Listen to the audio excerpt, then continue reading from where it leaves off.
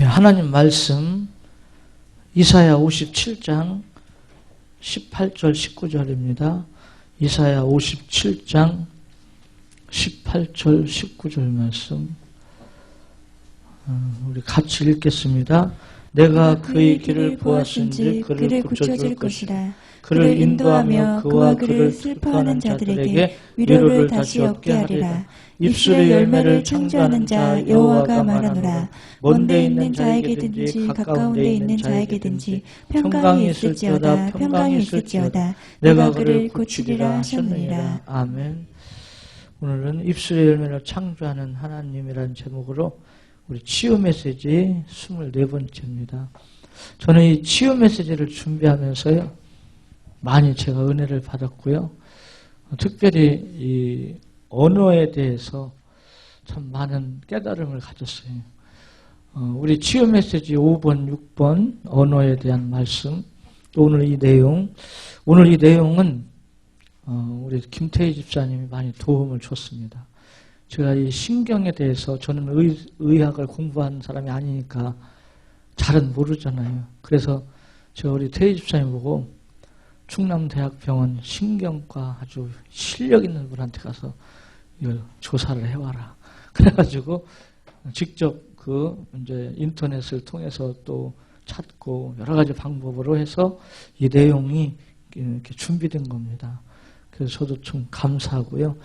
오늘 이 내용을 여러분 잘 들으시고 우리가 평소에 하는 말이 얼마나 중요한가를 깨달으시고 평소에 복된 말을 많이 사용하세요. 그러면 그 복을 받을 줄 믿습니다. 한번 해보세요. 나는 잘 된다. 우리 집은 부자 된다. 할렐루야. 또 학생들은요, 나는 공부 잘 된다. 자꾸 말하라고요. 아멘. 공부 잘 된다고 말하면 뇌 신경이 잘 되게 해준대. 할렐루야. 하나님께서 역사할 줄 믿습니다.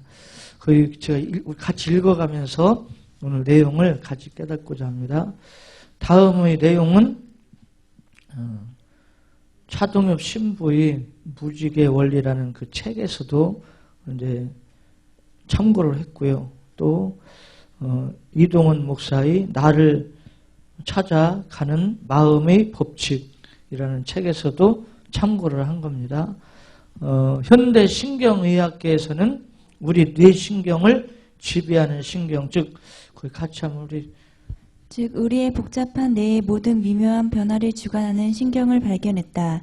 그것이 바로 언어 중추신경이다. 이것에 근거하여 언어 치료법이 생겨났는데 언어 치료법은 언어로 의지를 고양시키는 방법으로 상처받은 감정의 치료는 물론 육체의 질병까지도 고치는 경우가 종종 있다. 예, 우리가 이제 현대의학에서 중요한 발견이 있었다면 언어 중추신경을 발견했다는 거예요.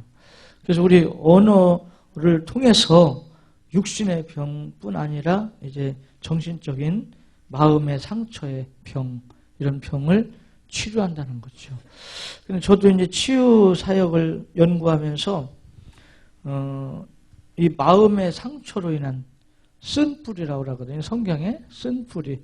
이 마음의 상처가 치유되지 않으면 이 정신질환이 됩니다.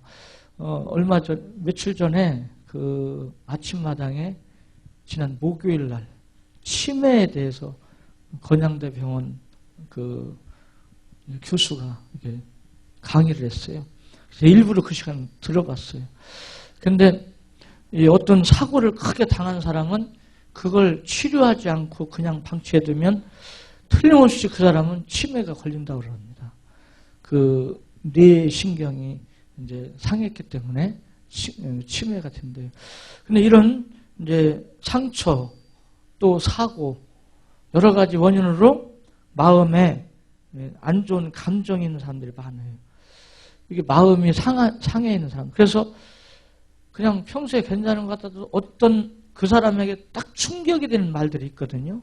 그 사람에게 어떤 충격이 되는 말을 딱 들으면 이게 막 마음이 혼란해지고 또 사람과의 관계에 막 불신이 생기고 미움이 생기고 여러 가지 안 좋은 감정이 막 일어나는 거예요. 이런 것들을 그냥 방치해 두면요, 이게 나중에 삶을 파괴시키고 그리고 치매까지 연결된대요. 그게 치매로까지. 그러니까 우리는 이 마음 치유가 굉장히 중요한 거죠. 마음 치유는 마음이 뭐라고 그랬죠? 지난번에 배웠잖아요. 우리 대전통신교회 성도님들은 실력가들이 할렐루야. 지금 사람들이요 한번 물어보세요. 마음이 뭐냐 그러면 대답을 못해요. 그리고 마음 어디냐 그러면 그냥 여기 막연하게 여기 있다고만 하고 대답을 못해요.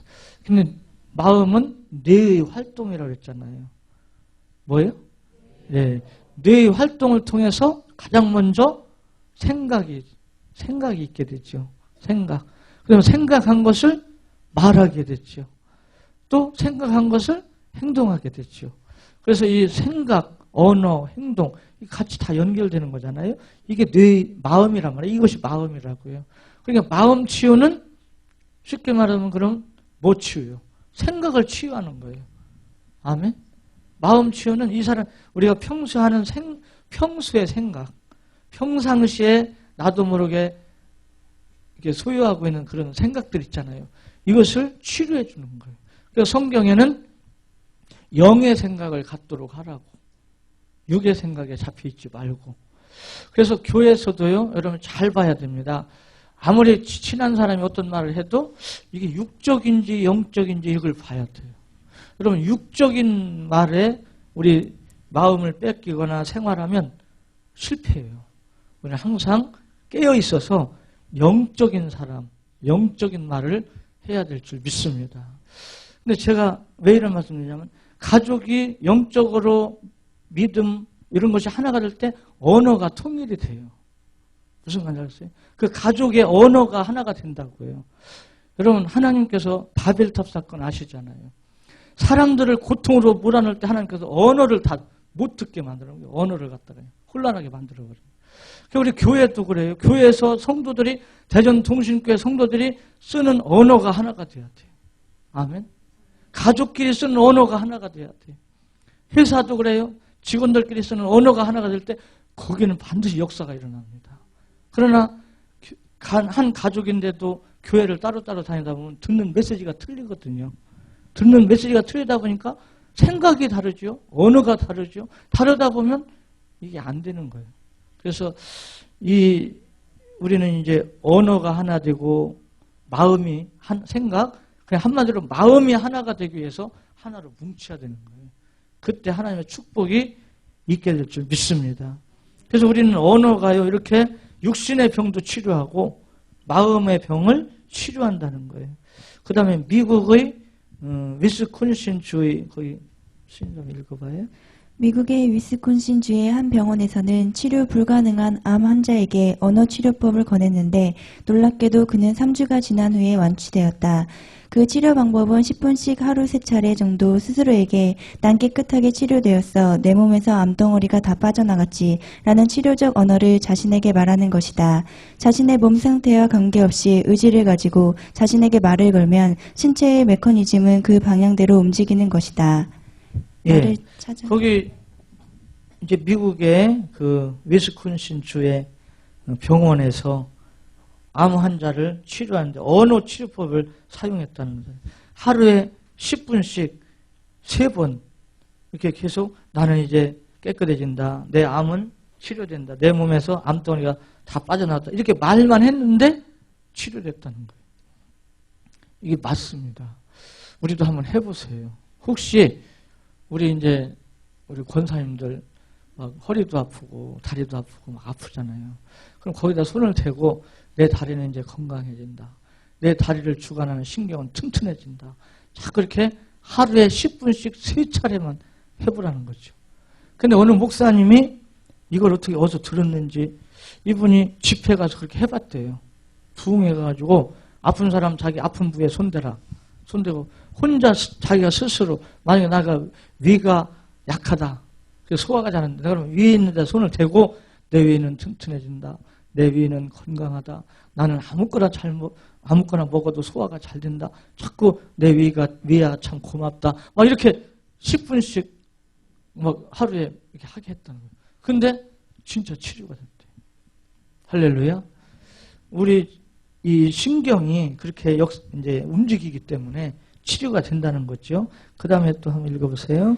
최근 신경의학계에서는 뇌 속의 언어 중추신경이 모든 신경계를 지배하고 있다는 것을 발견하고 이것을 정설로 받아들이고 있다. 언어가 인간의 모든 몸의 신경을 지배할 수 있다는 것이다. 결국 언어가 인간의 삶을 지배한다고 볼 수 있다. 이런 원리를 치료에 적용한 것이 언어 치료이다.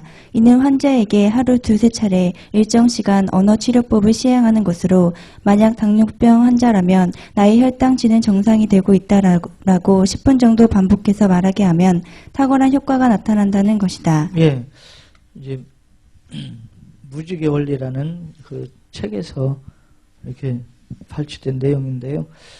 지금 이런 이론이 많이 실제 이루어지고 있고 또 언어로 인해서 치유 역사가 많이 일어나는 것은 사실이거든요.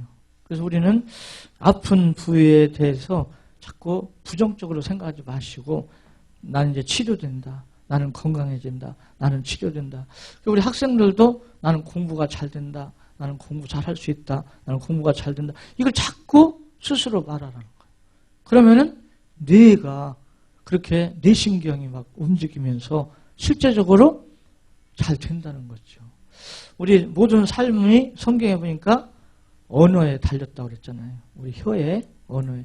그러니까 이런 이론을 그냥 무시하지 마시고요. 한번 적용을 해보시라고요. 아멘. 그러면 체험이 될 줄 믿습니다. 그래서 오늘 목사님이 부흥회 가가지고 거기는 이제 노인들이 많더래요. 그냥 다 무릎 아프다고 그러더래요. 무릎에다 손을 다 대라고. 그러고서는 시켰대요. 무릎아, 너 수고 많았다. 무릎아, 너 참 고생했다. 이제 내 무릎 너는 더 건강해질 줄 믿는다. 내 무릎은 튼튼해진다. 이렇게 했더니 진짜상 낫더라는 거예요. 할렐루야. 이게 이제 그 의학적으로도 증명이 되고 있는 거예요. 의학적으로도. 성경에는 이미 벌써 말씀하고 있지만 그 다음 또 읽어볼까요? 여기서 뇌 속의 언어 신경 중추가 모든 신경계를 지배하고 있다는 것이 최근에 발견된 정서라고 하는데 언어 중추신경이 모든 신경계를 지배한다는 말이 좀 추상적이라 구체적으로 잘 이해가 되지 않을 수도 있습니다. 언어 중추신경이 모든 신경계를 지배한다는 것이 어떤 의미인지 구체적으로 잘 설명해 보면 언어 중추는 뇌 분비계, 면역계, 그리고 생체 리듬 등에 의해 영향을 받기도 합니다. 또 12개의 뇌신경이 각각의 뇌 영역에 분포되어 독특한 기능을 수행하는데 위에 언급한 언어 중추 외에 다른 기능을 수행하는 뇌의 각 부위들과 얼굴과 목에 분포하여 작용합니다. 더 자세히 말하면 우리 몸의 신경계는 크게 나누면 중추신경계와 말초신경계로 나눕니다. 중추신경계는 자극을 조절하고 명령을 내리는 중추로서 뇌와 척추로 구성됩니다. 네, 거기까지만 우선 보고요. 그래서 모든 신경계를 지배하고 있는 것이 뭐라고요? 언어 중추신경, 언어 중추신경. 그러니까 우리는 이거 하나만 오늘 제대로 이해를 해도 감사한 거예요. 할렐루야. 그래서 또 어떤 다른 책을 보니까요, 우리 온몸의 신경 90%가 이 언어에 달려있다. 이런 책을 제가 봤어요. 그러니까 우리가 하는 말이 너무너무 중요하다는 것을 깨달을 수 있죠. 거기 중추는 뇌분비계, 면역계, 그리고 생체 리듬 등에 의해 영향을 받기도 한다. 이렇게 되어 있는데 언어 중추는 요즘 이제 면역력 증강, 면역력을 증강시키는 식품을 사람들이 많이 먹잖아요. 그래서 그 홍삼종이 이런 거. 근데 물론 그런 식품을 먹는 것도 좋지만 우리가 자꾸 내 몸을 내가 언어로, 내 생각, 내 언어로 내 몸 자체를 면역을 길러나가는 거예요. 나는 건강하다. 나는 건강하다. 제가 지금 요즘에 이제 모르겠어요. 하나님께서 어떻게 은혜 주실지. 제가 시력이 참 안 좋거든요. 원래는 안경을 써야 되는데 제가 지금 버티고 있는 거예요. 그래서 제가 이제 이 방법을 쓰려고 해요. 하루에 3번씩 나는 시력이 좋아진다. 시력이 1점 몇씩 되어진다. 막 이렇게 해보려고요, 한번. 그래서 정말 이런 이론으로 공부하는 데 그칠 것이 아니라 한번 해보는 거예요, 우리가. 그럼 하나님께서 또 믿음으로 할 때 역사해 주실 줄 믿습니다. 그 다음에 또 읽어볼까요? 뇌 중에서 대뇌는 언어 중추가 있는 곳으로 기억, 추리, 사고, 의지 등 고등 정신작용의 중추로서 자극의 감각과 판단, 명령을 실행하는 부위로서 가장 중요하며 이중 언어 중추가 기타 부위의 모든 중추신경계와 말초신경계를 지휘 통솔하고 있다는 것으로 밝혀지게 되었습니다. 모든 병의 근원은 마음이다 혹은 마음먹기에 따라 달렸다라는 자극에 대한 구체적인 실행 부위와 관련이 있다고 생각하는 부위입니다. 예를 들어 우리가 진심으로 사랑한다는 라는 말을 하거나 마음을 가질 때 언어 중추가 사랑에 해당되는 모든 자료들을 모으고 각 신경계에 나눠줌으로써 결과적으로 정신적, 신체적 변화나 행동을 유발한다는 것입니다. 예, 그래서 우리 이제 뇌 중에서 대뇌는 언어 중추가 있는 곳으로 기억, 추리, 사고, 의지 등 고등 정신 작용의 중추로서 자극의 감각과 판단, 명령을 실행하는 부위로서 가장 중요하며 이 중 언어 중추가 기타 부위의 모든 중추신경계의 말초신경계를 지휘 통솔하고 있다. 그러니까 내가 말을 할 때 모든 신경이 그 말대로 이제 지시하고 움직여진다는 거죠. 예를 들어서 제가 같이 사는 분 이름이 뭐죠? 우리 이정숙 사모를 제가 사랑한다. 그러니까 자꾸 사랑한다고 말하는 뜻이 있더라고요. 이유가 있더라고요. 사랑한다고 말할 때 내 몸에서 이 중추신경이 사랑한다는 그 신호를 보내갖고 다른 신경을 움직이게 만들어. 사랑하니까 어떻게 하게 돼요? 사랑한다 말할 때 또 스킨십도 하게 되고 무슨 말인지 알겠죠? 또 좋은 거 있으면 주고 싶고 이런 게 다 이제 언어를 시작으로 해서 이루어진다는 거죠. 그러니까 우리 언어가 그만큼 중요하죠. 그 다음 또 읽어볼까요? 기타 손해는 대뇌와 함께 근육 운동 조절과 몸의 균형 유지, 중뇌는 눈동자의 운동과 홍채의 작용 조절, 관뇌는 체온과 혈당량 조절, 그리고 물질 대사 조절, 연수는 소화 운동과 심장 박동과 호흡 운동 등 생명 유지 및 무조건 반사의 중추입니다. 그리고 척수는 뇌와 말초신경을 연결하는 통로로서 무조건 반사의 중추입니다. 다음에 말초신경계는 중추신경계에서 뻗어나와 온몸에 퍼져 있는 신경계로서 우리의 의지대로 조절할 수 있는 신경계인 채성신경계, 내신경, 척추신경과 자율신경계로 나눌 수 있습니다. 자율신경계는 내장기관에 분포하는 신경으로서 대뇌의 직접적인 명령을 받지 않고 자율적으로 내장의 작용을 조절하며 운동신경으로 구성되며 이중 교감신경은 우리 몸의 에너지를 소비하는 강한 활동을 할 수 있도록 하며 부교감신경은 에너지를 얻어 보존하는 활동을 할 수 있도록 한다.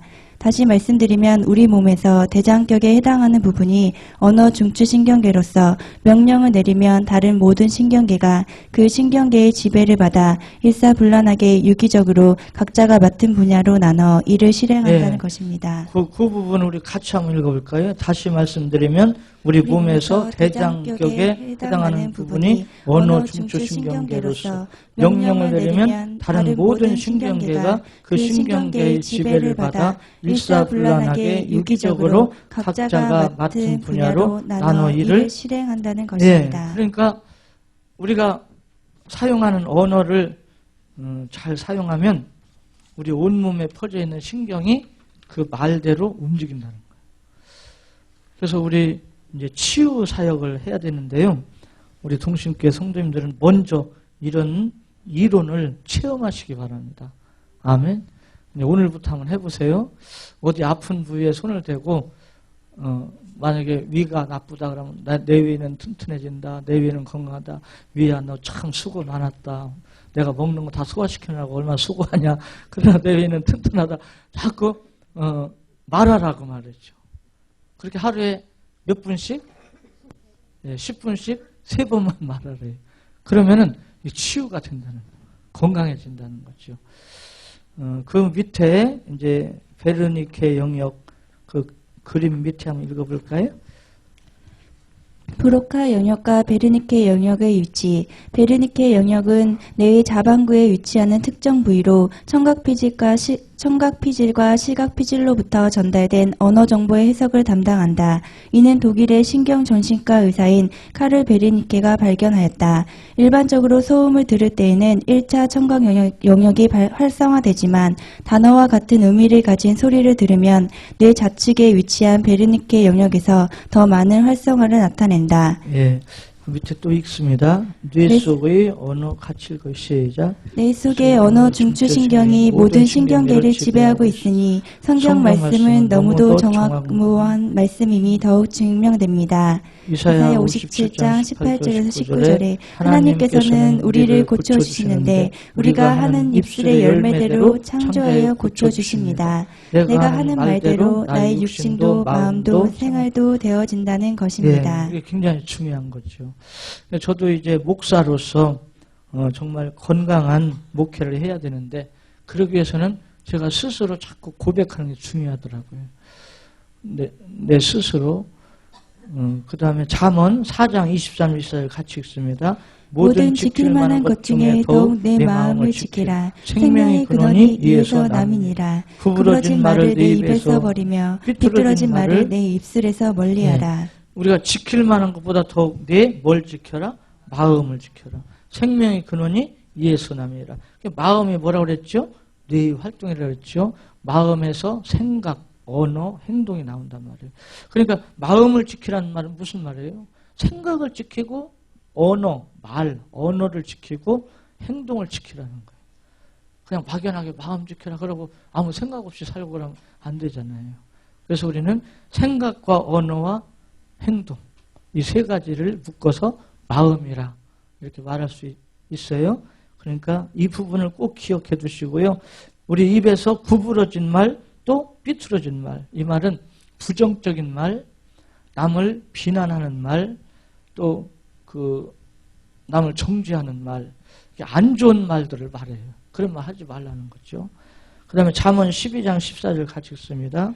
사람은 입의 열매로 말미암아 복록에 족하며. 네, 잠언 13장 2절 3절. 사람의 입의 열매로 인하여 복록을 누리거니와 마음이 괴사한 자는 강포를 당하느니라. 입을 지키는 자는 자기의 생명을 보존하나 입술을 크게 벌리는 자에게는 멸망이 오느니라. 예, 입을 지킨다는 말은 무슨 말이에요? 말을. 어느 분들은 그래도 여자들이 왜 빨간 뭐를 입술에 바른다고요? 말 지키라고, 언어 지키라고 그냥 우스갯소리를 하는 말이지만 하여간 우리 그리스도인들은 더욱더 이런 말을 묵상하면서 그래서 잠언서에 보면 말이 많으면 허물을 면키 어렵다. 말을 많이 하다 보면 허물이 생긴다는 거예요. 그래서 우리는 입을 지키면서 우리 삶을 창조적으로 만들어가야 될 줄 믿습니다. 잠언 18장 20절 21절 같이 읽습니다. 사람은 입에서 나오는 열매로 말미암아 배부르게 되나니 곧 그의 입술에서 나는 것으로 말미암아 만족하게 되느니라. 죽고 사는 것이 혀의 힘에 달렸나니 혀를 쓰기 좋아하는 자는 혀의 열매를 먹으리라. 네, 사람은 죽고 사는 것이 혀에 있다는 거예요. 혀의 열매를 먹는다는 겁니다. 그래서 우리는 이 언어, 사람은 혀의 열매, 언어, 말을 말하는 거죠. 먹는다고 말씀하고 있습니다. 나는 어떠한 언어를 사용하겠는가? 내가 하는 말은 내 몸과 마음, 정신을 만들고 있다고 말해요. 나의 삶을 만드는 능력이 있어요. 뭐가요? 내가 하는 말이. 그래서 우리 예수님 사람들은 절대 부정적인 말을 하지 말고요. 너무 육신적인 생각에 빠져갖고 자꾸 육신적으로 판단하고 생각하고 그러지 말라고 말이죠. 항상 긍정적인 말, 창조적인 말, 믿음의 말. 그래서 교회는요, 치유 사역이 이루어져야 되거든요. 교회는. 성경에서 말씀하는 치유는 전인적 치유라고 그래요. 전인적은 영적, 혼적, 육적 치유가 다 되는 거예요. 그래서 하나님과의 관계 또 마음, 생활 치유가 되어지고 육신 치유도 되어지는 것이 교회인 줄 믿습니다. 그래서 우리 성도님들이 이런 이론을 아무리 배워도 실제 자신이 적용을 안 하면 아무 소용이 없잖아요. 한번 우리 성도님들 중에도 몸이 안 좋은 분들이 제가 있는 걸 알고 있는데 오늘부터 집에 가셔서 쓰세요. 내가 뭐라고 고백할까? 네, 쓰세요. 써놓고 하루에 몇 분씩? 10분씩 3번씩 한번 해보시라고요. 그러면서 기도하세요. 하나님, 예를 들어서 무릎이 아프다. 그러면 무릎에 대해서 쓰란 말이에요. 내 무릎은 건강해진다. 내 무릎은 튼튼해진다. 내 무릎을 주관하는 근육, 신경 튼튼하고 건강해진다. 막 자꾸 그렇게 고백을 하라는 거죠. 그리고 기도하면 하나님께서 또 은혜 주시고 또 실제적으로 의학적으로도 이렇게 우리 몸의 모든 신경을 언어 중추신경이 지배한다는 말은 조절한단 말이에요. 그래서 치유 역사가 일어나게 되는 줄 믿습니다.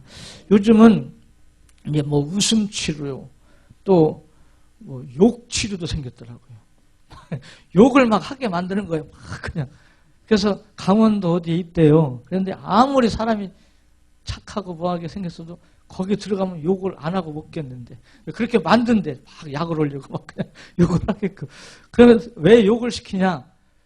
그 어려서부터 살아오면서 받았던 그 상처 쓴뿌리를 끌어내기 위해서 끌어내가지고 이 치유는요 자기가 알면 돼요.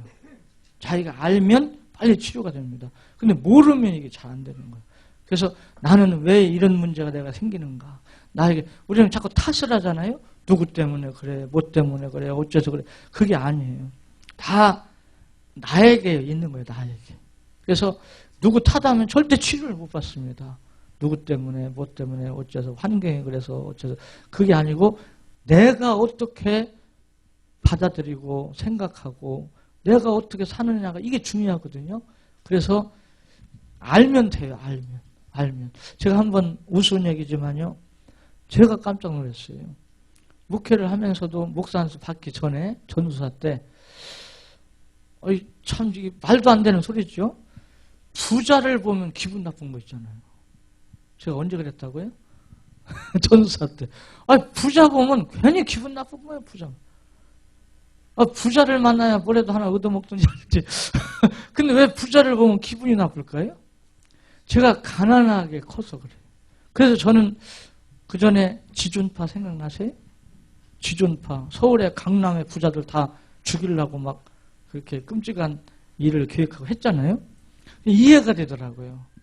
생활의 가난 속에서 얼마나 고통스럽고 쩌들었고 힘들었으면 그런 악한 생각을 하는데도 자기들이 그게 죄인 줄도 모르고 그러면서 그걸 계획해서 했잖아요. 그래서 나중에 교도소 잡혀서 이제 갔는데 처음에는 우리는 죄 안 졌다고 그러더래. 우리는 죄진 거 아니라고. 이 사회가 그렇게 만들었다. 탓을 하는 거야, 자꾸. 탓을. 그런데 나중에 이제 그 지존파 그 사람들한테 어느 목사님께서 자꾸 성경도 넣어주고 이런 말씀 메시지를 갖다 주고 이렇게 줬더니 어느 때부터 그 안에서 교도소 안에서 할 일이 없으니까 그 안에서 성경을 읽다가 이 사람들이 회개한 거예요. 회개하고 나니까 이제 환경 탓했던 사람들이 자기가 잘못했다고. 그러면서 하는 말이 예수님을 진작 알았으면 자기들이 그런 죄를 안 졌을 텐데 예수님을 몰라서 그랬다고. 그러면서 마지막 그들이 유언으로 많은 사람들이 예수님을 빨리 알아서 우리처럼 이렇게 죄를 안 졌으면 좋겠다고. 그 참 우리가 들어야 될 소리예요. 우리가 전도해야 될 줄 믿습니다. 그러니까 성경을 통해서 우리 자신을 좀 발견하고요.